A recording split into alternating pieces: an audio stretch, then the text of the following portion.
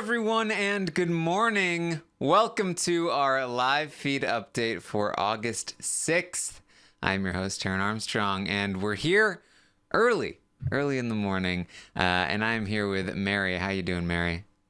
Great. I am repping the footy pajamas in celebration of having to get up earlier than I normally would to do this. Yes, very excited to be here with you guys. Mary's back for the Mondays, I know. I'm back from hiatus and I am ready to go. and she's Sorry got that you had to be yeah. everyone else. She's got a cow in the background. She's got pandas on her pajamas. It's fantastic. Yep, just really making it a nice, bright, and cheery morning. Yes. So we are here to tell you everything that happened on the Big Brother 20 live feeds yesterday, and it's really it's a build up day. We're just building up to the big blind side that's gonna happen today during the veto ceremony. It's gonna be fantastic. Make sure you're here for the fallout. It should be a lot of fun. But let's talk about yesterday. We start off as you know from yesterday. Bayleigh, Haleigh, and Rockstar pushed really hard for a female alliance with Angela, trying to get her to put Scottie up on the block. And Angela is going to start the day by telling all of that to Scottie and Tyler. Angela, Scottie, Tyler, and Kaycee are going to have this conversation. Angela's going to be like, hey, Scottie, Tyler, guess what? Guess what happened last night? Haleigh, Bayleigh, and Rockstar came up to me and they were like, hey, so about that women's alliance thing. And they were telling me to put Scottie up on the block. Haleigh was saying I'd be a legend if I put Scottie up next to Tyler. Pretty crazy, right, guys? Yeah, I'm not quite sure what the legendary part of this was. I guess the fact that that someone would have taken Scottie down and then he would have gone right back up, that would have been pretty cool. But there is a lot of hyperbole about it's the biggest move ever. It's the biggest move in 22 seasons. No one will believe it. Yeah, it feels like they watched an episode of like Dan Giesling or something when he's like talking to Ian and he's like, "You're gonna be a renegade. You're gonna be a legend." Maybe it was Helen. Maybe they watched Helen on Big Brother 15 as if they would ever give them Big Brother 15 to watch and sequester. And they were No like, chance. "You're like Janelle. You're gonna be a legend." And they're just like, "This is just a good move. This is how you play big." They haven't been able to like manipulate anybody yet, so this is their first really like hardcore push, and so they think this is how you manipulate somebody. You tell them they're gonna be a legend. It totally works, and they do think it's working. So it's working on themselves. That's something. Yeah, there's a lot of back and forth of Fessy and Haleigh going, I think we've got him. I think we've roped him in. I think this is what they're gonna do, and then just everyone else laughing about it. So not gonna Yes. happen. Not gonna happen. Yes. So Scottie fully flipped over at this point, especially when he's hearing that they're trying to pitch to get him up on the block. So Scottie tells them about the Hive. And look, to anyone who is like, you guys, call them the Hive, not Faute. This is why you don't do it. The Hive is already dead. It's not the Hive anymore. It's been outed. The Hive is done. That's why we call them Faute. So Scottie lets them know all about the Hive and everything going on there. He says that Bayleigh was telling him last week that he needed to go after Angela and Kaycee. He is definitely fudging some details. Like, Bayleigh was the one telling me that I needed to go after you guys. But he's doing his part here. He's outing the Hive, and this is just it's all coming out.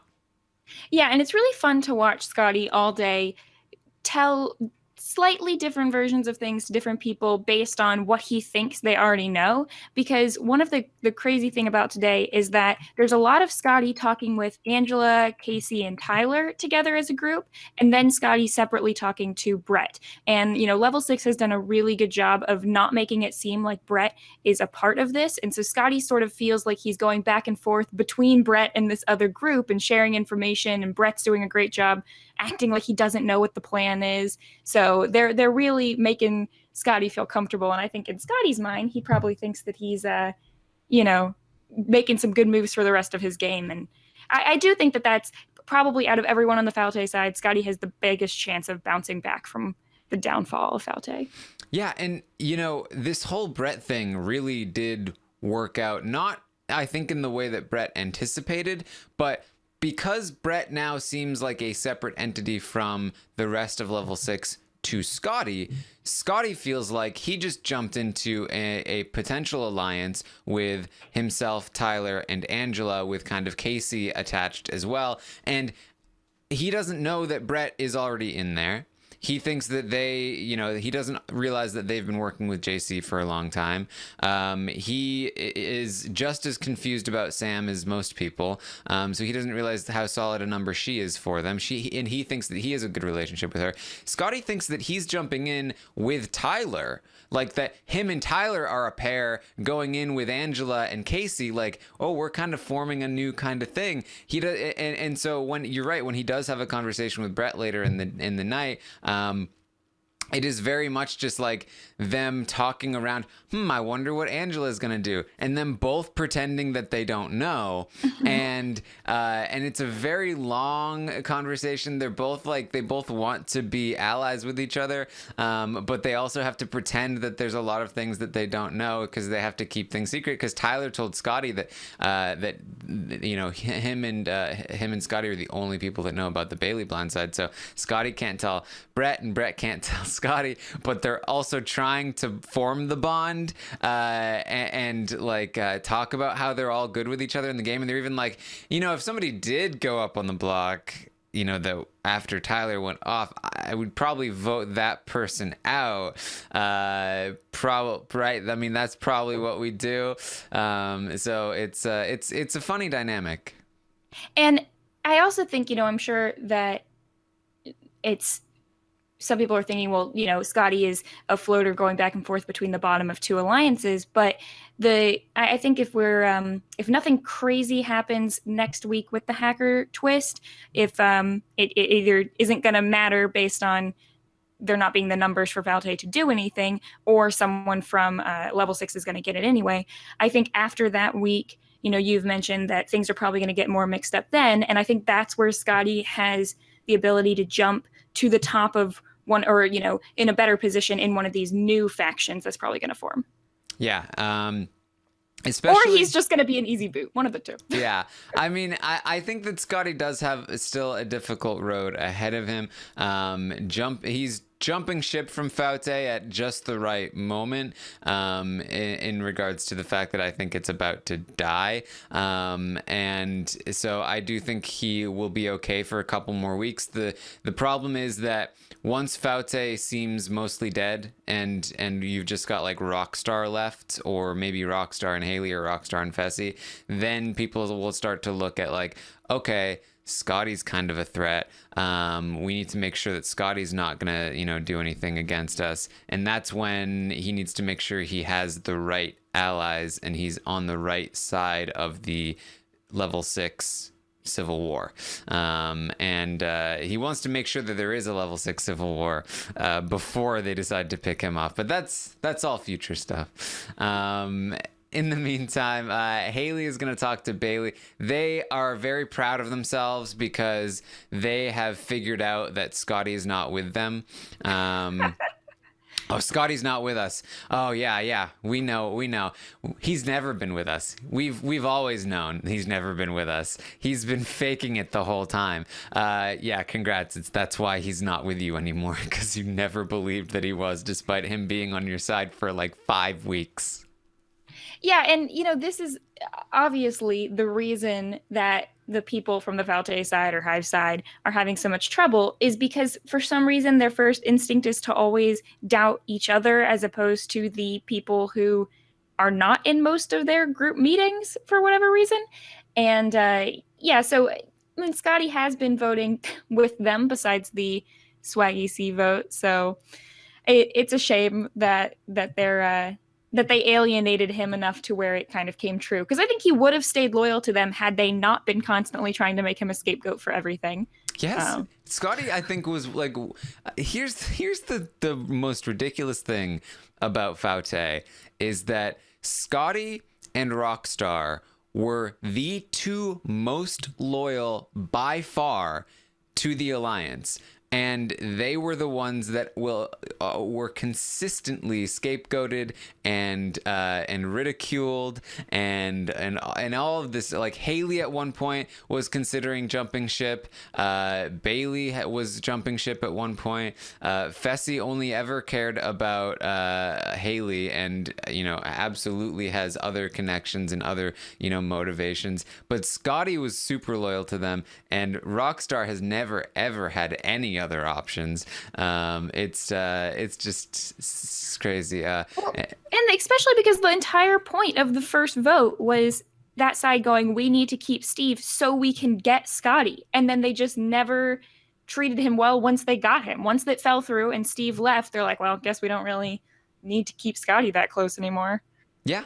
And it's been discussed a lot, like how ridiculous these Faute people are. They can't figure anything out. But I think it's worth noting that they, when they talk about like, we've voted wrong 4 times, like that has a huge factor. People talk about like the intentional matsing on Survivor is when you intentionally make sure you go to tribal council, because often when you are a tribe on Survivor and you win all the immunity challenges and you never go to tribal council, you never get to solidify like, here are my people, like this is what they've been telling me, and now it's coming in, the votes are being read, we like, it's solidified, everything makes sense. Everybody that I thought was going to vote this way voted this way, or they didn't vote this way, and now the lines are drawn. Now I know. Faute has never had a single vote where just everything made sense, where there wasn't at least one person who voted a different way and denied it. And so they have never had the safe knowledge of, okay, here's our alliance, here are the votes, they're coming in here. Okay, all right, we have an alliance of 6. We just got 6 votes, perfect. They've never had that comfort, and so they've never been able to sit down and just feel like, okay, we've got this. And I think that is a huge part of why they're so inept at like just staying together in any way. And it surprises me, especially with Tyler admitting to have voted Rachel out this past vote. It really surprises me that it didn't click in any of their minds like, oh, maybe he's the one who's been voting every single time, not with us. I think especially you see in the first week of Big Brother a lot when someone is HOH and there are 2 sides, both sides think they have the HOH. That would be the first person I would go to and think, maybe we didn't have the HOH the first week because probably both sides were going to them and maybe we just lost that. That would be the first person I would think of. Unfortunately, by the second week, they had lost Kaitlyn as well, so got more complicated. Yes. And another problem, again, is Rockstar, where it's like Haleigh and Bayleigh are both talking in this conversation about how, like, Rockstar is so annoying. She can dish it, but she can't take it. Like, Rockstar, for Bayleigh in particular, is just like Bayleigh's punching bag. Like Bayleigh... After, I mean, the problem with Bayleigh has so much, she had potential to be a good player, but she just lost her mind when she was HOH. She lost her mind with power. She just has this like huge superiority complex where she just like needs to be bossing people around. And we saw that when she was HOH. She bossed everybody around. She had Scottie swear allegiance to her on a Bible. She was telling people all sorts of stuff. And now that she's not HOH, she has no more power over anybody. And so she's taking everything out on Rockstar, and it's making me feel bad for Rockstar. Like, Rockstar, who is just this person who, like, wants to feel cool by hanging out with these younger cool kids, especially, like, Bayleigh.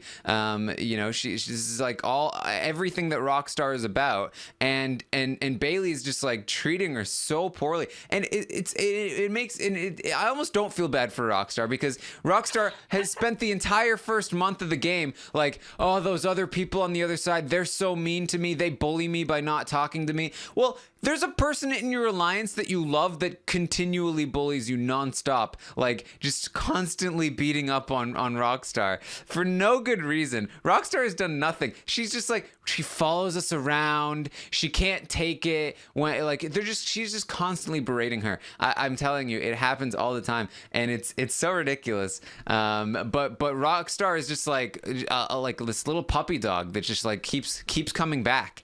It's ridiculous. Well, I mean, Rockstar burned too many bridges in the fact that, you know, by the, you know, 5th week of the show, she's still talking about how me and Angela never talk, me and Brett never talk, me and Rachel never talk. And so by doing that, she has to stick with the only people she's communicated with. And I will say, the one thing I can give to Bayleigh, although it's terrible gameplay, the part that I can understand why she's acting like this is, like, I find myself occasionally talking to, like, my younger brother in the same way she talks to Rockstar occasionally, when, like, he's done something, he's just messed up so many times that you're just taking out all your frustration. I'm like, can't you get it together? Can't you do this? She's stuck with these people who can't get it together, and she's not handling it well, but, you know, I can see where she's angry with the situation. And that's the thing, when you know that you're not the one who's flipped a vote, you feel like you're like, oh my gosh, I'm doing everything right. I just need to blame someone. I need to figure out who it is. But yeah, it was pretty clear in the episode last night with how she was talking to Rockstar that she's not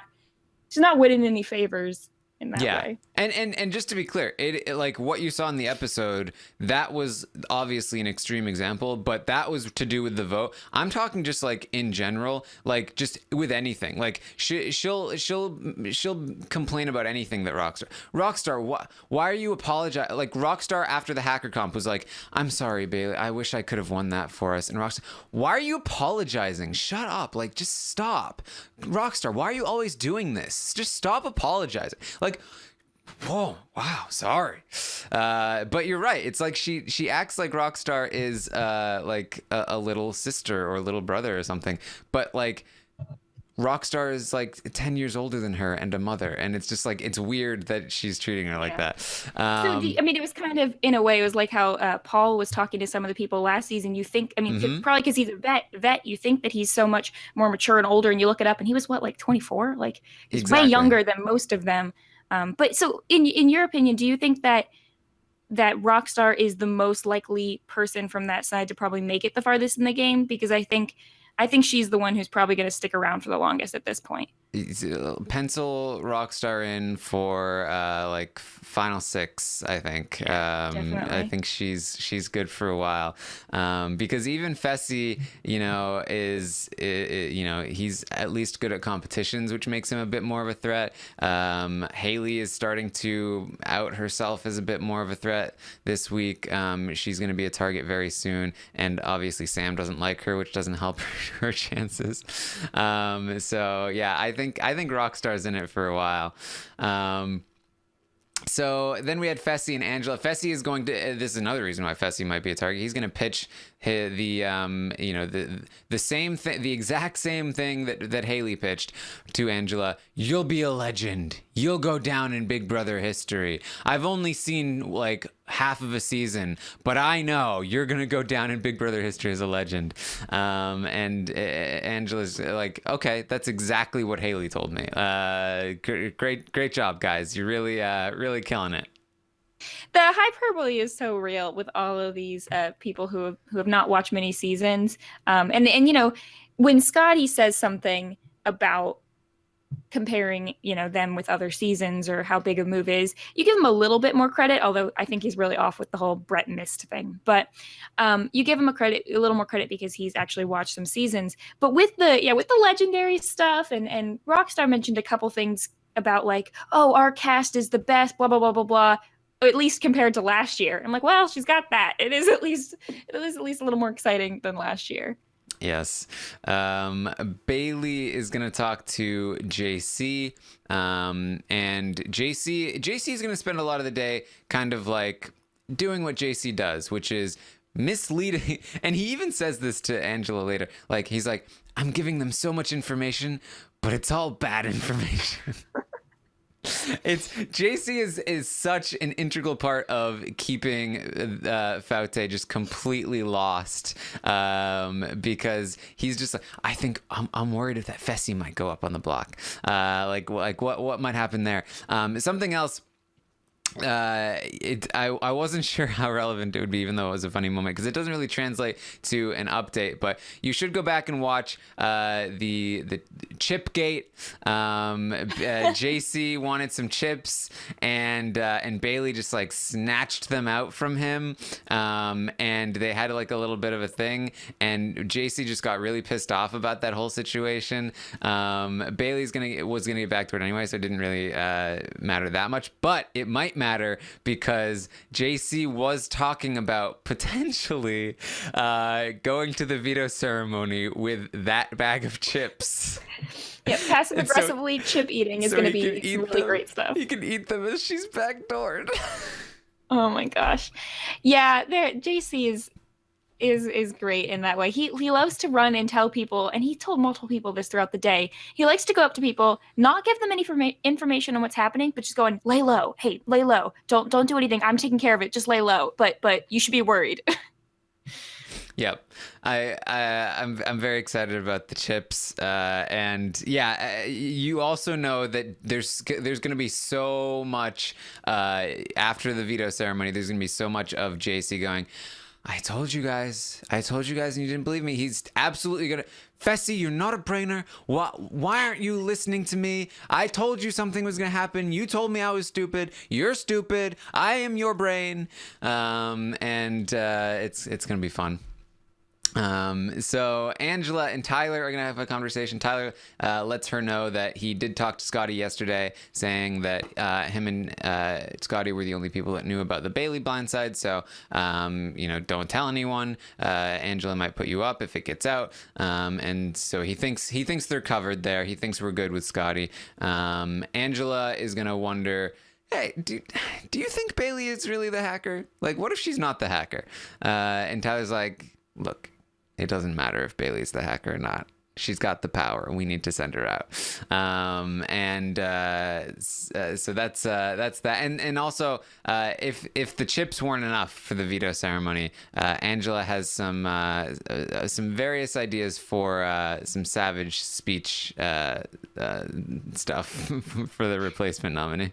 And I know that everyone's been talking about how Angela is, Cersei Lannister and how she's become this ice queen and all that. And I do think that has happened a couple times, to the diary room, and we'll probably get a lot of good things in that way and goodbye messages. But I'm not confident yet on her ability to say something at the actual veto ceremony and really speak up in front of everyone, because I think that's a little different. And when Brett does it, I think he's doing it I think he's much more of a showman than Angela is. So we'll see how far she follows through with, her plans to wear a hoodie and act like she found the hacker and put Bayleigh up. There's a lot of talking about how she's going to pretend to start saying different names, but then switch to Bayleigh and just to rub it in. So it should be, hopefully she does at least something, and it should be interesting. Yes, it should be good.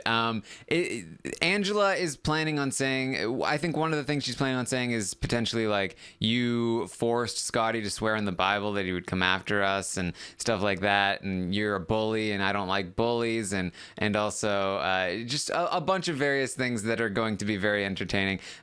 Obviously, this is not a good game move for Angela. I don't think anybody should say that, but it's a great move for our entertainment, and I don't expect Angela to be in the final two to have any jury votes for the jury votes to matter anyway. So yeah, people are mentioning in the chat, if she says she had a plan where she might look at Bayleigh and go, this is a legendary move, and then put them up. So yeah, I'm excited. yeah.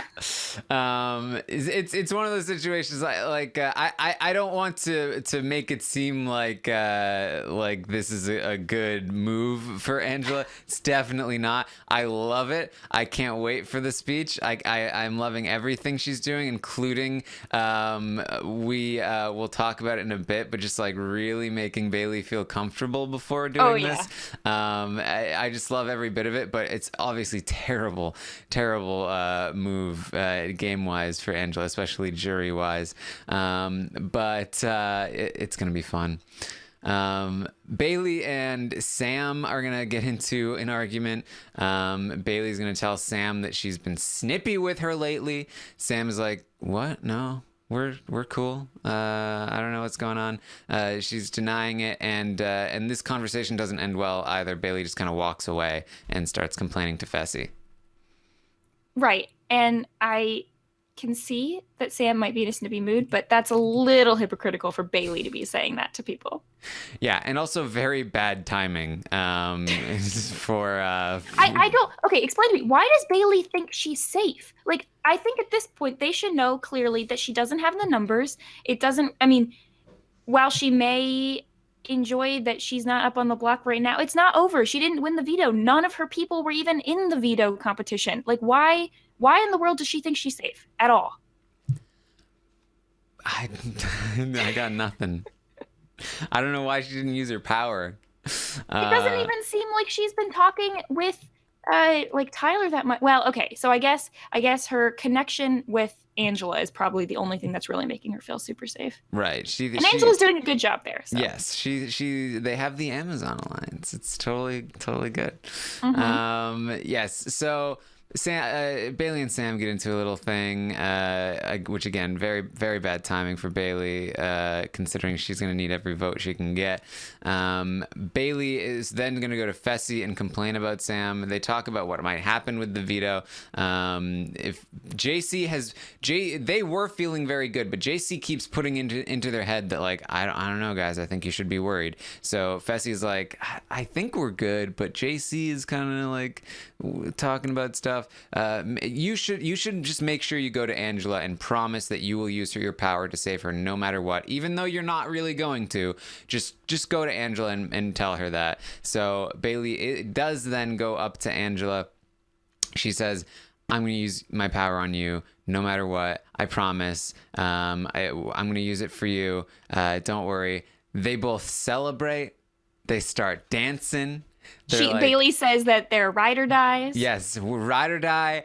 Amazon Alliance forever. Dancing. Oh, so serious. We're so excited. We're so excited. All right. Let me get back to that. And Bayleigh leaves, and then and then Angela. It's like it turns. It's like someone might be backdoor tomorrow. Wonder who it could be. Yeah, and the funny thing about this is, unlike someone who, if Bayleigh really didn't feel safe and if she really felt like she needed to talk to Angela and do this was a 30-second conversation between the two of them. It wasn't like they were up there bonding for a really long time. Bayleigh walks into the room, goes, hey, gonna use my veto on you. They celebrate for 10 seconds. She walks out. Instant, like in the episode last night, Angela's face changes, stone cold, walks away, starts singing that someone's gonna be backdoored. It was a pretty great moment. I recommend going back and looking at it. It was at, I think, 7:39 p.m. Pacific time, but it was a pretty quality moment if anyone wants to watch that. But it's really fast. Very, very much anticipated that's going to be on the episode. Right. So Bayleigh then talks to Haleigh, and they both agree again, very sort of smugly, all right, so Scottie gonna go home this week. Scottie is our target for sure. Tyler, he's malleable. Scottie's the dangerous one. He's the one that we need to watch out for this week. So we'll send Scottie home this week, and then in future weeks we'll deal with the Tyler thing. They've got everything planned, and they've got the perfect eviction order.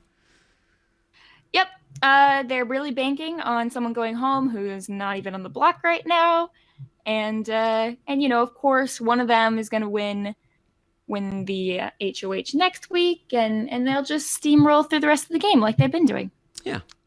So Angela, Scottie, Tyler, and Kaycee continue their conversation from earlier in the day, talking about how Faute is throwing Scottie under the bus. They're at this point deciding what are we gonna, once Bayleigh goes up on the block, what are we going to say about where our votes lie? And they decide they don't want to tell him. They would love for the rest of Faute to vote Rockstar out and then have them keep Rockstar, and then at the very least just sow more dissension and suspicion and all of that for having Fessy and Haleigh vote Rockstar out.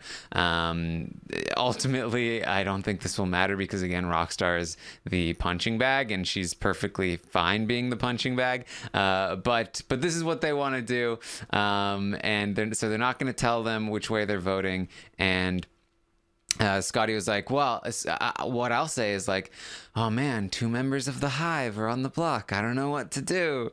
So that's the game plan. Yeah, they mostly want to make sure that no one tells Fessy how they're voting just so that he can be confused.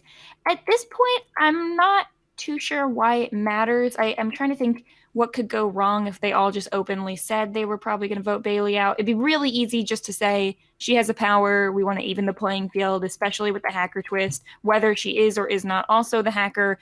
We know for sure that she has this one power. So let's take this out. I mean, even if a vote is nullified, which by the way, I think at this point, when Scottie doesn't go up there on the block, I think there's going to be a pretty good chance that Haleigh could even nullify Scottie's vote.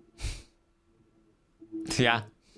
So, I mean, maybe not. Maybe she'll nullify someone's correct. But at this point, it's not like I don't think Scottie has any chance of flipping back to the other side because what's in it for him at that point? So, I don't know. The votes seem pretty locked. Yeah, it was so funny to me watching even Twitter, who's often up on what's happening on the feeds, like just praising Haleigh for the move last night in the episode of taking Scottie off the block and replacing him with Tyler, when that was such a bad move. And she handled it so poorly, and she may end up like she wants Scottie gone. Scottie is her target. She took him off the block like 2 days ago, and now Scottie is the one she wants out of the house. Like, what are you doing? But I do see, like, it's like this thing where it's like you may not necessarily see the immediate advantage of keeping the other side in the dark. It's like, why not just tell them that you're voting Bayleigh out? But I think that's sort of been Level 6's game plan all along, and it's worked really well for them. One of the potential benefits is potentially, like, if Bayleigh thinks that she might be able to get the votes from the Level 6 people, then either the Faute side will vote to evict Rockstar, and Level 6 will get what they want in that regard, where it's like sowing more dissension on their side and so on and so forth. Or the other side is like, well, actually, we want to vote Bayleigh out. And then Bayleigh's going to be pissed at them going into the jury house. Like if the Level 6 side said, we have the numbers, we're voting Bayleigh out, you can either vote with the house or not, then all of the blame is on them. But if they go, sure, then it forces the other side to make a decision that is solely on them, and so Bayleigh can either be happy with that decision or angry with that decision. So it's not to mention just like in general the overall confusion for the other side of like, whoa, where are the votes gonna be? We don't know. And if Bayleigh's on the jury, I don't see her being.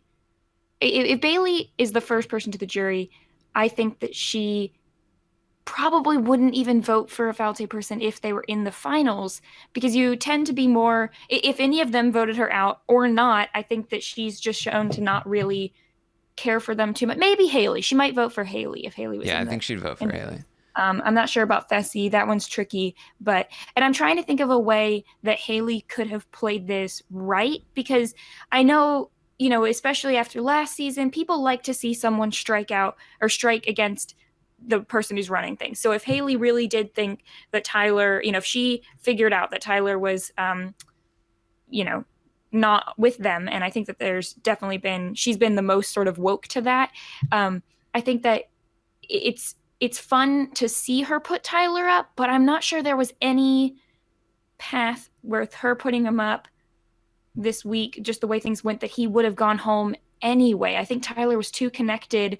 And that's the worry if you're in the house, if you can see who's running things, and that's why last year people were talking about, if you want to get Paul out, you have to put him up basically against Alex. And that was the only person. And it had to be, because you have to pick someone who's more liked. And at that point, Tyler is up against, Rockstar or Scottie? Right. Well, I mean, if she takes Rockstar off the block, then first of all, Scottie is no longer going to be like the whole Scottie situation isn't going to happen, because now Scottie is pinned against level 6. So Scottie's probably not flipping over to the other side at that point. Then if Scottie wins the veto, he has to take himself off the block. He can't take Tyler off the block. That leaves one person, Scottie, who's a good competitor that's against Tyler in the veto. And then if she chooses Fessy instead of Kaycee to play in the veto, that's 2 people who then wouldn't take Tyler off the block, with her ability to cancel a vote, not having to worry about Scottie's vote to keep Tyler. They have the votes. Rockstar would absolutely vote to evict Tyler. All she'd need is Bayleigh, which she was able to get this week. Maybe she won't be able to have Bayleigh without the events of all of everything that happened, but at the very least she's going to come a lot closer. Like this could have been a lot worse for Tyler, but Haleigh did not play this correctly at all.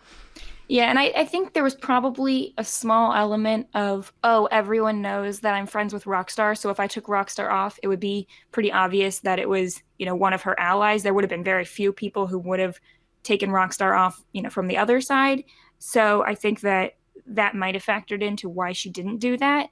And I could see her plan with taking Scottie off. There were some benefits there, but I think the second that she started talking about it and Scottie, struck back against it, it was kind of null and void at that point. Well, like she tried to play level 6's game. She tried to be like, all right, I'm going to pin this on Scottie. But the problem is that Scottie immediately saw through that. He knew, one, whoever won this is on the Faute side, is in my alliance. 2, whoever is in my alliance that did this is not telling me about it. 3, who's ever in my alliance that did this is clearly trying to frame me, and that pisses me off. And that's why he flipped this week. She should have seen that coming. You can't just willy-nilly blame things on Scottie unless you put the work in ahead of time, like Tyler and JC have done in previous weeks. And it just completely just keep it simple. Don't try to be cute unless you have the ability to be cute. Maybe Rockstar could be cute. She talks about being cute all the time. But if she does cute, if she takes down Rockstar and she puts in Fessy, it's not gonna make it's like they all would blame Bayleigh anyway. Like that's what people expected Bayleigh to do. I really feel like this was just really, really poorly played by. Well, I mean, and Haleigh's biggest flaw throughout this game, I think, has been that she doesn't fight for things that hard. Once something doesn't go her way, she adapts really well to the situation, but it doesn't benefit her. So she hasn't gotten anything out of what's happened. She's just lasted, which probably, might have to do with her age, but, you see young people in the house. Nokomis was young and she fought for things. So it really depends on your personality. And I think that she knows that she hasn't really offended too many people besides Sam. So she wouldn't get put up by too many people for like personal reasons, but I just don't think that I think that in this case, she needed to fight a little bit harder to make happen what she wanted to happen. Yeah, and I think ultimately, like, I think maybe she wasn't even thinking in terms of getting Tyler out. I think she, much like Twitter, just wanted to see him sweat a little bit. Because, again, like, she doesn't see him as the mastermind of the season. She sees him as, like, this guy, he keeps being safe because he's playing both sides. Like, I just want to, like, put a little bit of scare into him. I don't think she really, like, made a concerted effort to try and get him out. I think she was just kind of tossing him up there, and she just wanted to make sure none of the blowback went back on her, and that's sort of where her motivation was. But again, it's just a huge missed opportunity on her part, and Bayleigh's part for not using the her power, before she gets backdoored and leaves. And will this be the first time that someone has gotten kicked out of the house with a power? Because that doesn't happen that often in Big Brother. There's not usually powers that people could sort of have like taken with them and still held in their pocket. Yeah, they usually have that's a good point. Yeah, I think it's probably the. I mean, unless you count Marcellus, like that was a new power, you could call it. You're right. Back in Big Brother 3, the veto was a new power. Big Brother 3. Good show to watch. Good season. Good one to talk about. I'm rooting for a return of the old season discussions. Yes. So then JC, Angela, and Kaycee. JC, this is when JC talks about how he's feeding the other side bad information, and he is not going to tell Fessy how to vote this week. They let him in on the plan to keep the other side in the dark. Sam is going to have some weird talks. She's going to talk with Kaycee about, I watched this Big Brother episode, and there was this guy, and his name was Enzo, and he got cut at the final 3 because everyone loved him too much, and they knew that he would win a jury vote. And I just feel like that's what's going to happen with me, you, and Tyler. Don't you think? Yeah, and Kaycee is doing the thing of like, oh no, we'll see what happens when we get there. That's so far away. Yeah, that's so far away. Why would you do that? But yeah, I love Sam thinking that she's Enzo and comparing herself. And also, she's the meow. She's something. I can't figure out if Sam cares at all. Like if this was the final 3, Sam and Kaycee and Tyler, do you think Sam would just jump off, quit, lose? I mean, the thing is, if it comes down to Kaycee, Tyler, and Sam, Kaycee and Tyler, they're taking Sam. Like, I don't think the two of them want to go to the final 2 together. I think that they would know that whoever won that HOH would take Sam, and Sam would get second. So I think that is Sam's path to second place. But would Sam just sacrifice herself and let them go? I know she talks right now like she would, but would she if she was really in that spot? I don't know anything about Sam. She's such a weirdo.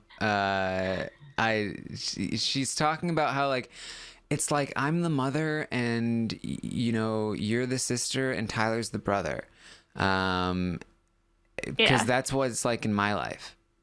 Yeah. And I know a lot of people have been hating on Kaycee, saying like she's always sucking up to Sam and blah blah blah. I'm like, what else are you going to do? You can't fight with someone like Sam. I feel like in this house, you just kind of, especially if you want their vote at all, you just kind of need to, speak their language and let them be themselves and see what happens. Mm-hmm. So that happened.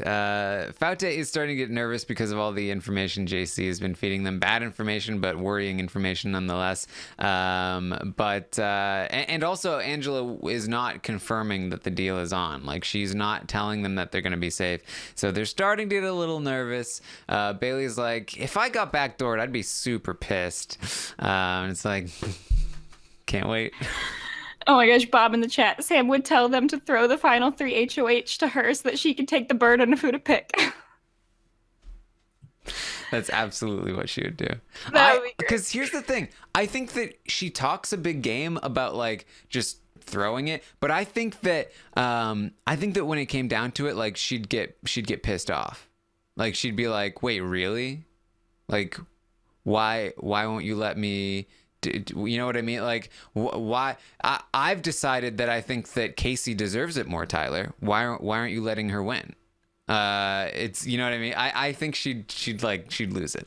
Tyler does have a conversation with Sam late in the night.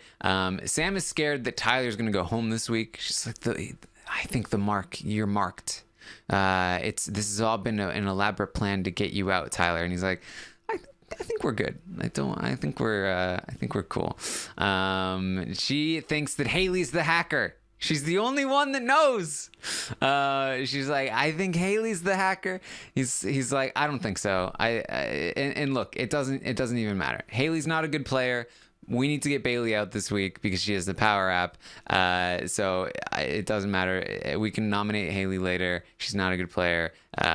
She's probably not the hacker. Let's not worry about it. But that just kind of annoys Sam. So then he like Tyler's very good at playing Sam's game, right? So like he like disappoints her with the game talk because he needs to set her on the right path. But then he'll indulge her on like the personal talk. So he's like, but you know what? I have seen Haleigh flirting with Scottie a lot lately, and that really does annoy me. And she's like, yes, right? So annoying.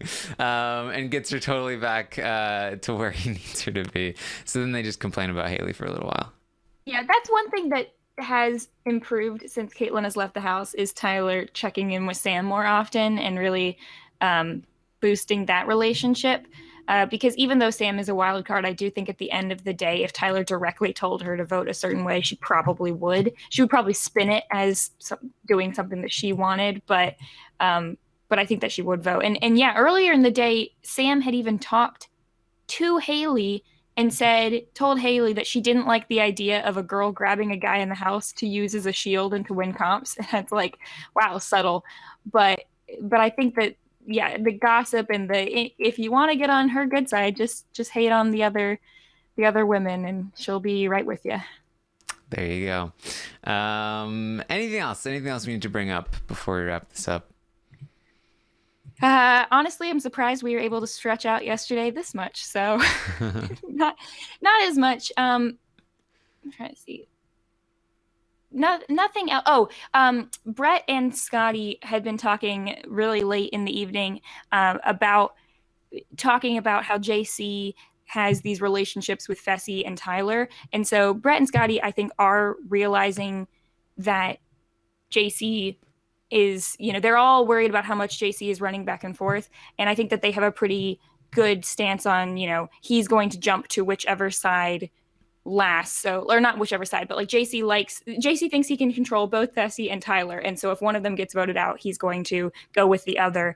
And I think it's good that people are at least looking at that, because I do think that JC has been so far, while he is sort of bouncing off the walls, he is playing a pretty good game in terms of making multiple connections. So the more people who realize that, the harder it's going to be for him pretty soon, I think.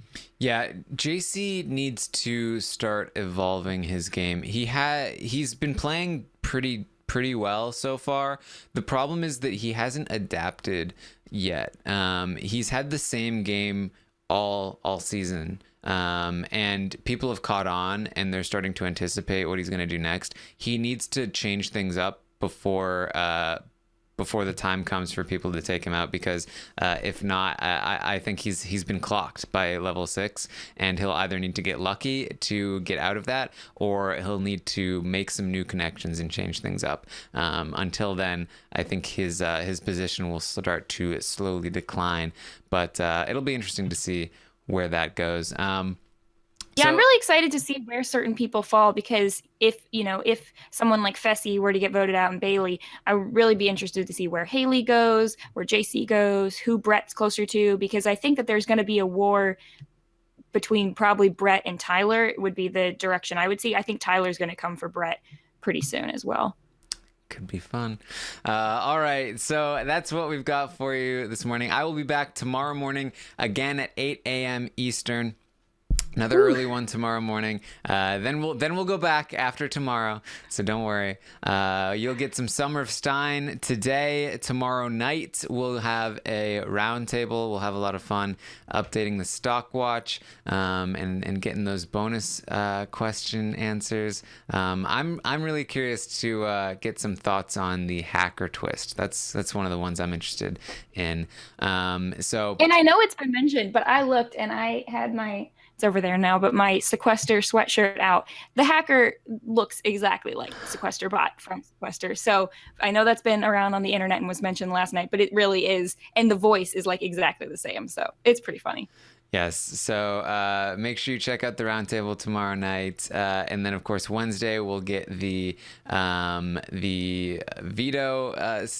We'll see what happens today on the Wednesday episode. Should be a lot of fun. And I believe that will be Melissa and I on the podcast Wednesday night, and then Thursday we'll have the eviction episode. Lots of great stuff heading your way. Of course, check out Twitch. Taran Armstrong there on Twitch. And yeah, where can people find you, Mary? You can find me on Twitter at Frail Mary if you would like. And I'm probably today going to post an episode of my podcast that I have with my sister. No worries, it is not at all in the same realm as this. It's about the show Revenge from several years ago. So if anyone is interested in checking up on that, we only have 9 or 10 episodes out, so it wouldn't be hard to catch up. But we were also on hiatus for a while, and we will be coming back now if anyone's interested. What are your thoughts on Revenge post season 1? I actually really enjoy Revenge in the later seasons. I think that the first season is the best, but there are a couple things in like the third season that I feel like affected me more than many other TV shows I was watching at the time. So I recommend sticking in. It's only 4 seasons. You can't you're watching 20 seasons of Big Brother. You have time to watch 4 seasons of Revenge. Yeah, there are a lot of shows out there. All right. Wow. Okay. No, Revenge. I was actually surprisingly, I was into it the first season at the very least. I think it's fun. It took a nice twist on, rich people. All right. Well, thank you everyone for joining us. I will see you next time. Bye.